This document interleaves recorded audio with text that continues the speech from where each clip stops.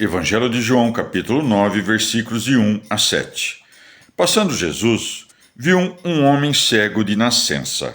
Os seus discípulos perguntaram-lhe: Mestre, quem pecou, este ou seus pais, para que nascesse cego? Jesus respondeu: Nem ele nem seus pais pecaram, mas foi para se manifestarem nele as obras de Deus. Importa que eu faça as obras daquele que me enviou, enquanto é dia. Virá a noite, quando ninguém pode trabalhar. Enquanto estou no mundo, sou a luz do mundo. Dito isso, cuspiu no chão, fez lodo com a saliva e ungiu com o lodo os olhos do cego. Depois disse-lhe: Vai, lava-te na piscina de Siloé, que quer dizer enviado. Foi, lavou-se e voltou com vista. Palavra da salvação. Comentário João 9, de 1 a 7, São João Crisóstomo. Jesus curou o cego ao sair do templo, porque os judeus não haviam compreendido a elevação das suas palavras. Retirando-se, quis aplacar a sua fúria e, por meio de um milagre, abrandar a sua dureza. Dava dessa forma um testemunho do que fora dito a seu respeito. Passando Jesus, viu um homem cego de nascença. Devemos notar aqui que a primeira coisa que faz ao sair do templo é a obra que o deveria manifestar diante dos homens, porque foi ele quem viu o cego, não foi o cego que se aproximou dele. Olhou-o com tanto cuidado que os discípulos, vendo-o, perguntaram-lhe: Mestre, quem pecou, este ou seus pais, para que nascesse cego?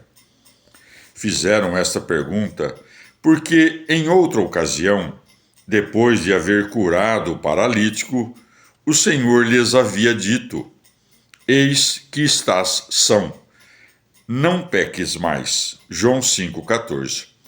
Eles, pois, pensando que aquele paralítico tivesse perdido as forças dos seus membros por causa dos seus pecados, perguntam se este cego havia pecado, no que não se poderia crer, pois era cego de nascimento, ou se seus pais haviam pecado, no que tampouco se poderia crer, pois o filho não sofre o castigo, que é devido somente pelo Pai.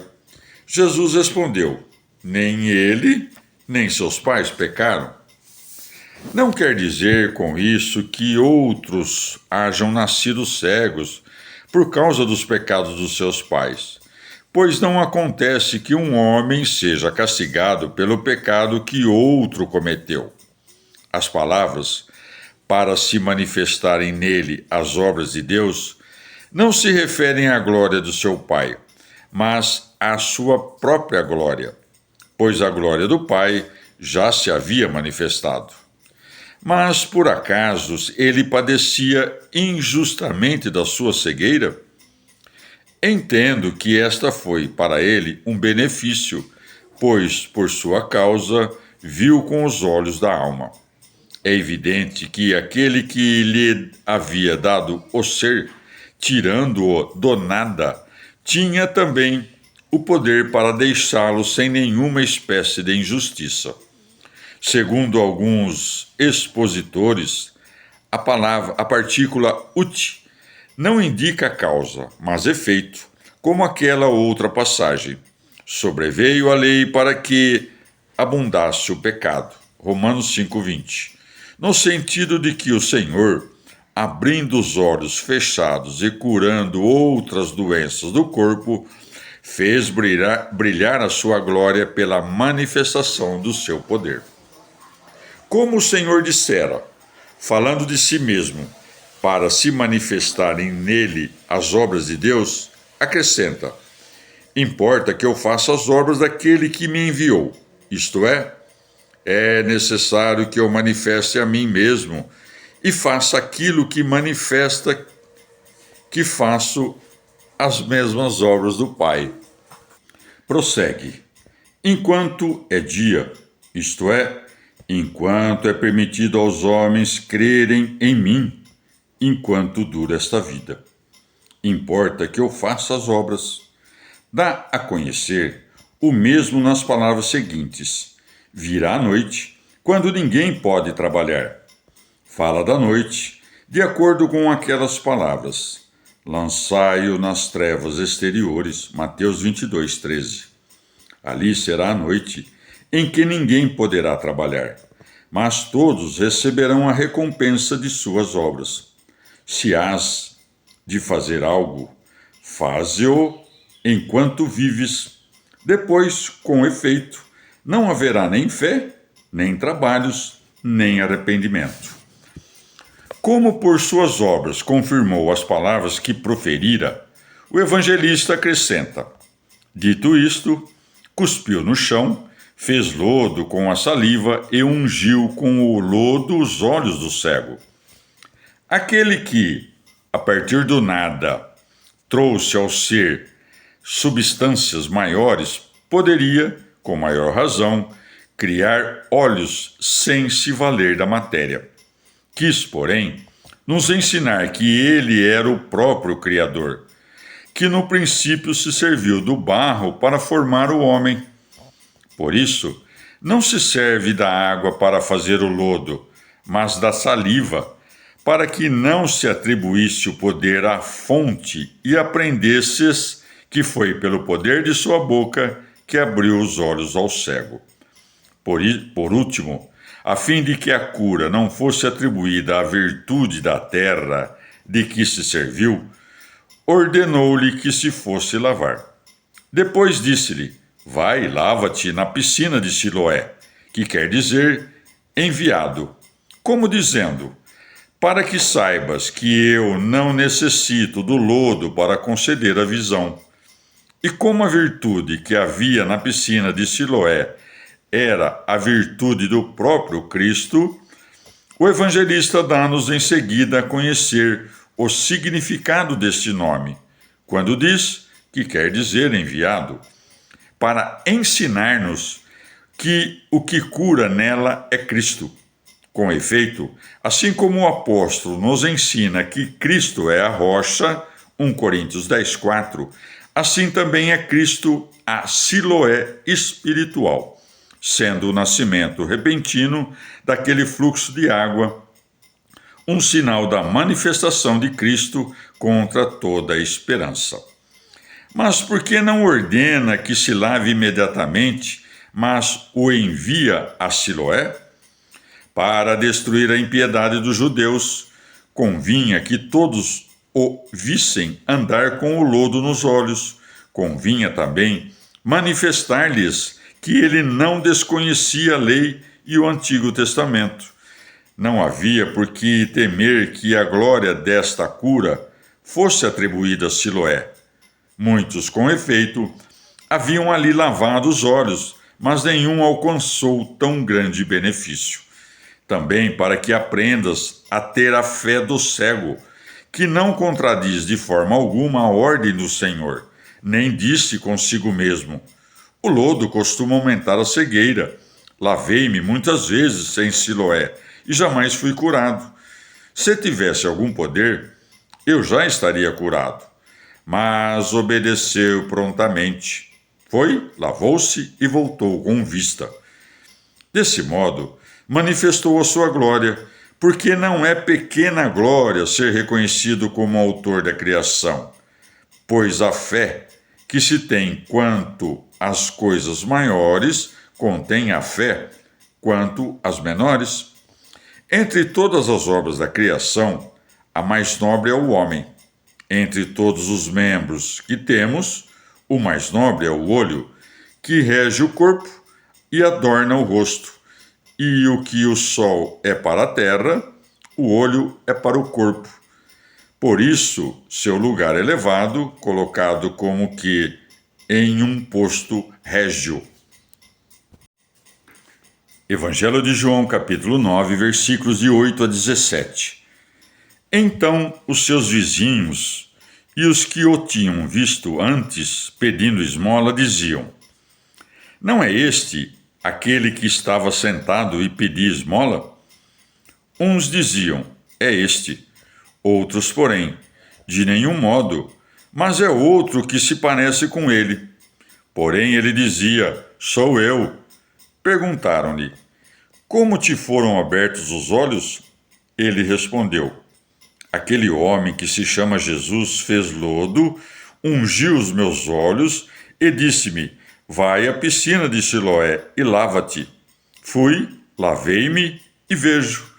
Perguntaram-lhe: onde está ele? Respondeu: não sei. Levaram aos fariseus o que tinha sido cego. Ora, era dia de sábado quando Jesus fez o lodo e lhe abriu os olhos. Perguntaram-lhe, pois, também os fariseus de que modo tinha adquirido a vista. Respondeu-lhes: pôs-me lodo sobre os olhos, lavei-me e vejo. Então alguns fariseus diziam: este homem que não guarda o sábado não é de Deus. Porém, outros diziam: como pode um homem pecador fazer tais prodígios? E havia dissensão entre eles. Disseram por isso novamente ao cego: que dizes tu daquele que te abriu os olhos? Que é um profeta, respondeu. Palavra da salvação. Comentário João 9, de 8 a 17, São João Crisóstomo. A estranheza do milagre devia dar lugar à incredulidade. Por isso o evangelista acrescenta: então os seus vizinhos e os que o tinham visto antes pedindo esmola diziam: não é este aquele que estava sentado e pedia esmola? Até onde descia a infinita clemência de Deus? Curava com ternura os que pediam esmola. Desse modo, calava os judeus, pois, segundo a sua providência, considerava dignos de suas graças não os homens insígnes ou ilustres por seu nascimento, mas os pobres e os humildes, pois viera salvar a todos. Uns diziam: é este? Com efeito, aqueles que este milagre tinha convertido em testemunhas inexcusáveis do milagre, não podiam dizer: não é este. Prossegue. Outros, porém, de nenhum modo, mas é outro que se parece com ele. Não se envergonha da sua antiga cegueira, ou teme o furor da plebe, ou recusa mostrar-se e declarar a identidade do seu benfeitor. Perguntaram-lhe: como te foram abertos os olhos? Nós não sabemos como, nem aquele que foi curado. Ele conhecia o fato, mas não podia compreender o como se tinha operado. Ele respondeu: aquele homem que se chama Jesus fez lodo, ungiu os meus olhos. Vê quão veraz é em suas palavras. Não disse como o Senhor fizera aquilo, pois não falava do que não conhecia. Tampouco sabia que havia cuspido na terra. Sabia, porém, que havia ungido os seus olhos, o que sabia pelo tato. Prossegue, e disse-me: vai à piscina de Siloé e lava-te. Isso também testemunhou com seus ouvidos, reconheceu com efeito a sua voz, pois o Senhor conversava com os seus discípulos. E como ele se dispõe a uma única coisa, isto é, para fazer com docilidade tudo o que lhe foi ordenado, acrescenta: fui, lavei-me e vejo. Diziam isso planejando a sua morte, pois já conspiravam contra ele. Cristo, porém, não estava jamais perto daqueles que curava, porque não buscava sua glória, nem fazia ostentação de si mesmo. Jesus também se retirava sempre depois de operar curas, para afastar toda suspeita em torno dos milagres. Com efeito, como testemunhariam falsas curas para favorecê-lo aqueles que sequer o conheciam? Respondeu: não sei. Quando os judeus perguntaram onde está ele, queriam encontrá-lo para conduzi-lo aos fariseus. Como, porém, não o encontraram, levaram o cego para apresentá-lo aos fariseus e poderem interrogá-lo com mais insistência. Por isso acrescenta o evangelista: e era sábado, para manifestar as más intenções daqueles homens e o motivo pelo qual o buscavam, a saber, para encontrar uma acusação contra ele e difamar o milagre por causa da violação da lei. O que também é manifesto a partir do que se segue.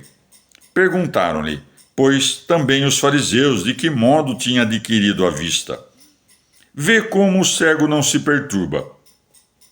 Não era um perigo tão grande dizer a verdade diante da multidão. Agora, porém, era admirável que, exposto a um perigo maior, nem nega, nem diz nada ao contrário do que disse antes. Prossegue, respondeu-lhes: pôs-me lodo sobre os olhos, lavei-me e vejo. Diz isso àqueles que já o tinham ouvido, falando de maneira mais breve. Não menciona o nome de Jesus, nem que lhe disse: vai e lava-te. Mas pôs-me lodo sobre os olhos, lavei-me e vejo. Assim passou-se o contrário do que desejavam, porque o haviam conduzido para que negasse o milagre, que ele divulgava sem receio algum. Então alguns fariseus diziam: este homem que não guarda o sábado não é de Deus. Ocultam com malícia o fato de que só falavam da suposta violação. Não diziam, com efeito, que havia curado em dia de sábado, mas que não guardava o sábado. Porém, outros diziam: como pode um homem pecador fazer tais prodígios? Os prodígios chamavam a sua atenção, mas os seus corações não eram bem dispostos. Era conveniente manifestar de que maneira não se violaria o sábado. Nenhum deles se atrevia a dizer claramente o que queria, mas preferiam deixá-lo em dúvida, uns por fraqueza e outros por ambição humana. E havia dissensão entre eles. Essa divisão começou no povo e depois se propagou entre os chefes. Os fariseus que disseram: um homem pecador não pode fazer esses prodígios, querendo silenciar seus adversários, conduzem novamente aquele que experimentou o poder do Senhor para o meio deles, para não parecer que falavam em sua defesa. Por isso segue. Disseram por isso novamente ao cego: que dizes tu daquele que te abriu os olhos? Evangelho de João, capítulo 9, versículos de 18 a 23. Mas os judeus não acreditaram que ele tivesse sido cego e que tivesse adquirido a vista enquanto não chamaram seus pais. Interrogaram-nos: é este o vosso filho que dizeis que nasceu cego? Como vê, pois, agora? Seus pais responderam: sabemos que este é nosso filho e que nasceu cego, mas não sabemos como ele agora vê. Tampouco quem lhe abriu os olhos sabemos. Perguntai-o a ele mesmo, que tem idade. Ele mesmo fala de si. Seus pais falaram assim porque tinham medo dos judeus, pois estes tinham combinado que, se alguém confessasse que Jesus era o Cristo, fosse expulso da sinagoga. Por isso é que seus pais disseram: ele tem idade, interrogai-o a ele. Palavra da salvação. Comentário João 9, de 18 a 23. São João Crisóstomo. Os fariseus, não tendo logrado intimidar o cego, pelo contrário, vendo-o proclamar a Jesus como seu benfeitor, pensavam que podiam desfazer o milagre pelo testemunho dos seus pais. Mas os judeus não acreditaram que ele tivesse sido cego e que tivesse adquirido a vista enquanto não chamaram seus pais. No entanto, tal é a força da verdade que quanto mais é combatida com falsos argumentos, mais brilha e mais força tem.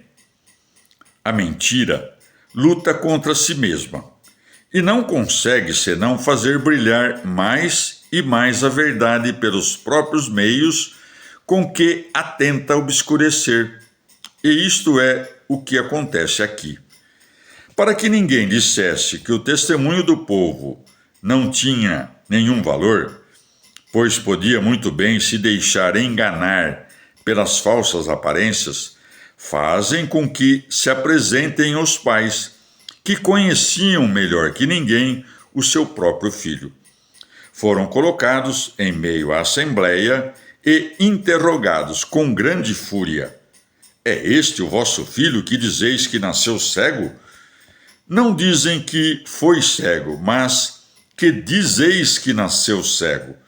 Ó homens perversos, que pai seria capaz de inventar semelhantes mentiras contra seu filho? A única coisa que não dizem é que vós os fizestes cegos. De duas maneiras tentam induzi-los a negar o milagre, ou com as palavras, que dizeis que nasceu cego, ou com as que depois acrescentam, como vê, pois, agora? Das três perguntas que eles fazem, se é seu filho, se foi cego e como vê agora, respondem a duas. Seus pais responderam: sabemos que esse é nosso filho e que nasceu cego. Quanto à terceira pergunta, esquivam-se, dizendo: mas não sabemos como ele agora vê.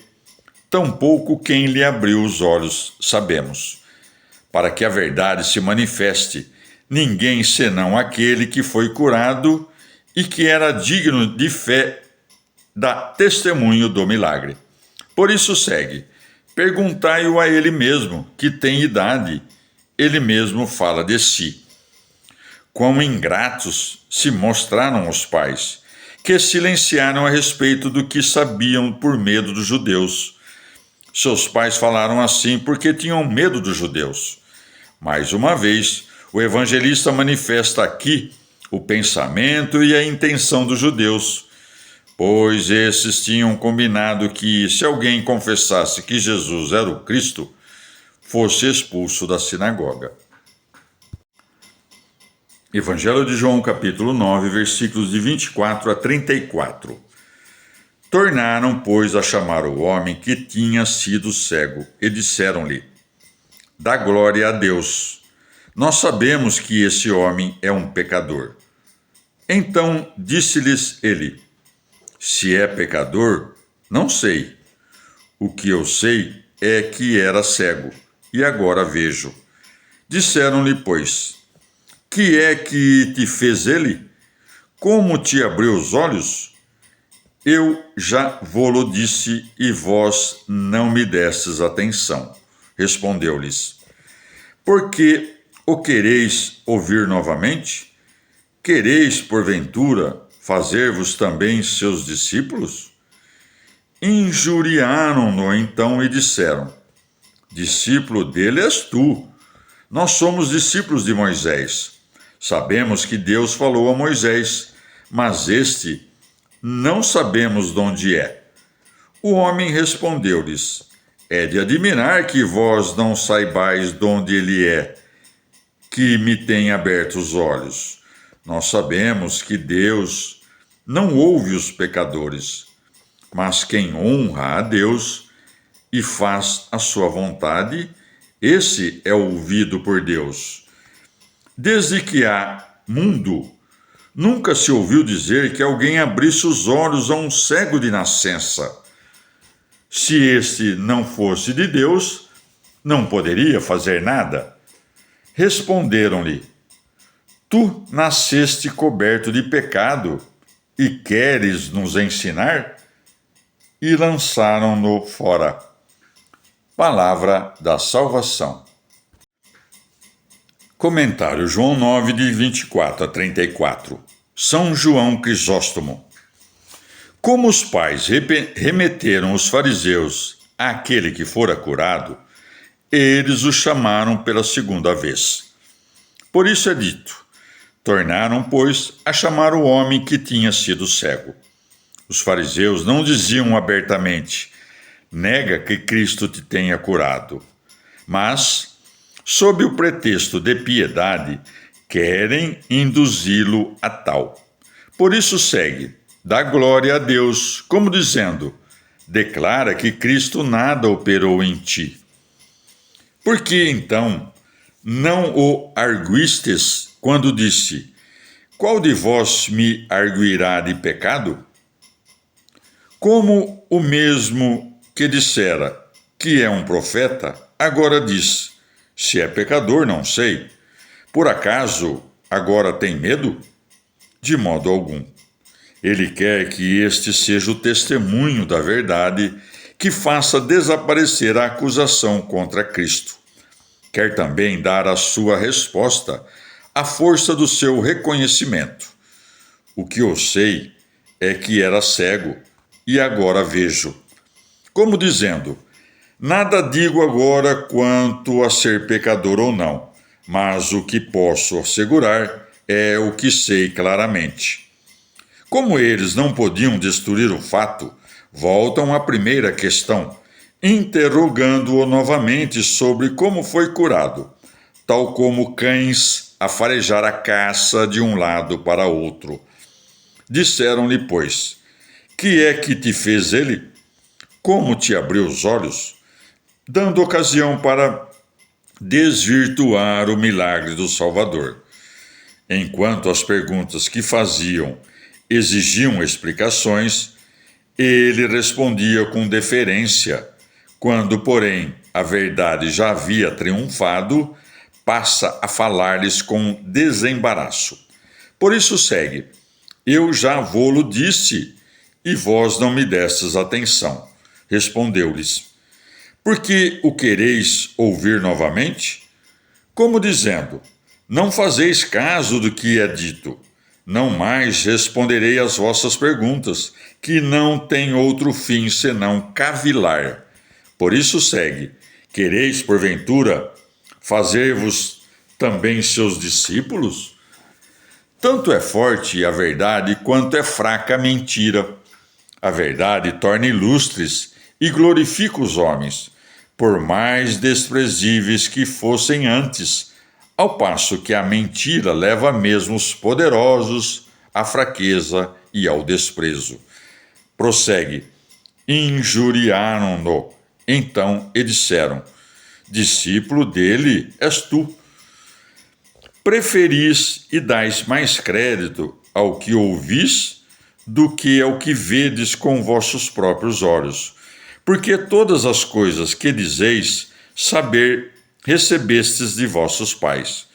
Por acaso não é mais digno de fé aquele que provou que vinha de Deus por meio de milagres, dos quais não apenas ouvistes falar, como também vós mesmos os vistes?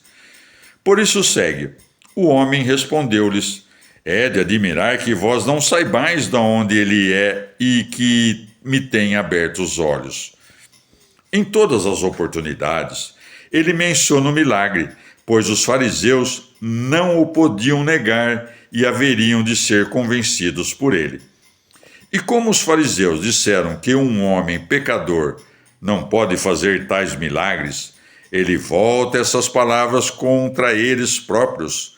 Por isso acrescenta: nós sabemos que Deus não ouve os pecadores.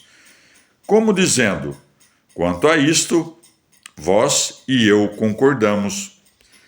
Vê que, quando disse antes, se é pecador não sei, não exprimia verdadeira dúvida. Aqui, com efeito, não o apenas isenta do pecado, como o confessa muito agradável a Deus, pois acrescenta: quem honra a Deus e faz a sua vontade, esse é ouvido por Deus. Não basta, pois, conhecer a Deus, mas é preciso fazer a sua vontade. Em seguida, proclama e louva o que foi feito, dizendo: nunca se ouviu dizer que alguém abrisse os olhos a um cego de nascença. Se confessais que Deus não ouve os pecadores, observai que este homem fez um milagre, tal como nenhum outro homem jamais o fez. É evidente que o poder em virtude do qual ele fez este milagre é maior que todo poder humano. Pois por isso acrescenta: se este não fosse de Deus, não poderia fazer nada. Como fala a verdade, em nada se confunde. Quando deveriam estar sumamente admirados, buscam condená-lo. Prossegue. Responderam-lhe: Tu nasceste coberto de pecado e queres nos ensinar? Ou dizem: todo coberto, como dizendo: desde o nascimento está no pecado. Vituperam aqui a sua cegueira, dizendo que esta se devia ao pecado, o que era falso. Enquanto esperavam obter dele uma negação, reputavam-no digno de crédito, mas agora o enxotam. Por isso segue, e lançaram-no fora. Evangelho de João, capítulo 9, versículos de 35 a 41. Jesus ouviu dizer que o tinham lançado fora, e, tendo-o encontrado, disse-lhe: Tu crês no Filho do Homem? E quem é, Senhor, para que eu creia nele? Respondeu. Jesus disse-lhe: Tu o vês, é aquele mesmo que fala contigo. Então ele disse: Creio, Senhor. E prostrando-se, o adorou. Jesus disse: Eu vim a este mundo para exercer um juízo, a fim de que os que não veem vejam e os que veem se tornem cegos. Ouviram isso alguns dos fariseus que estavam com ele e disseram-lhe: Porventura também nós somos cegos? Jesus disse-lhes: Se vós fosseis cegos, não teríeis culpa. Mas, pelo contrário, dizeis: Nós vemos. Por isso o vosso pecado permanece. Palavra da salvação. Comentário João 9, de 35 a 41, Santo Agostinho. Primeiro, o Senhor purifica o seu coração. Depois, purificado o seu coração e lavada a sua consciência, ele reconhece-o não mais como filho de homem, conforme crera antes, mas como filho de Deus que havia assumido a carne. Então ele disse: Creio, Senhor. Crer é pouco. Queres ver como ele creu? E prostrando-se, o adorou. Ele era, com efeito, o dia que separa a luz das trevas. Acrescenta, pois, com razão, a fim de que os que não veem, vejam, pois ele dissipa as trevas. Mas o que significam essas palavras? E os que veem se tornem cegos. Escuta o que segue. Ouviram isto alguns dos fariseus que estavam com ele e disseram-lhe: Porventura também nós somos cegos? As palavras que perturbavam os fariseus eram estas: E os que veem se tornem cegos. Jesus disse-lhes: Se vós fosseis cegos, não teríeis culpa. Isto é, se conhecesseis a vossa cegueira, recorreríeis àquele que a pode curar. Mas, pelo contrário, dizeis: Nós vemos, por isso o vosso pecado permanece. Como dizendo: Pois, julgando possuir a visão, não buscais o médico que vos poderia curar. Por isso permaneceis na vossa cegueira. É isso que significa o que foi dito antes: Eu vim a fim de que os que não veem, vejam. Isto é, para que vejam os que confessam que não veem e buscam um médico. E os que veem se tornem cegos. Isto é, os que pensam que veem e, portanto, não buscam um médico. Permanecem na sua cegueira. Essa separação é o que chamou juízo, quando disse: Eu vim a este mundo para exercer um juízo. Não trouxe já ao mundo aquele juízo pelo qual julgará os vivos e os mortos no fim dos tempos.